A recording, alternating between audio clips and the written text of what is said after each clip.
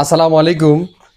তো গরুকে মোটা তাজাকরণের ক্ষেত্রে অনেকে ইঞ্জেকশন করেন, আবার অনেকে করেন না। তো আমি মনে করি আপনাদের ইঞ্জেকশন করতে হবে। এখানে ইঞ্জেকশন করার প্রয়োজন আছে। মূলত হচ্ছে আমরা যে ইঞ্জেকশন গুলো করি, আপনার সায়ানোকাবালিন পাশাপাশি বিউটাফসফিন, এই দুইটা গ্রুপের ইঞ্জেকশন করা হয়। নাম অনেক আছে, ক্যাটাফস আছে, বিউটাফস আছে, এসল।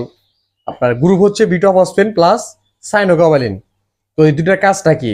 বিউটাফসফোনের কাজ হচ্ছে আপনার গরু যে বিপাকীয় সমস্যাগুলো থাকে, যে দুর্বল কোষগুলো থাকে, এই কোষগুলো জীবিত করবে।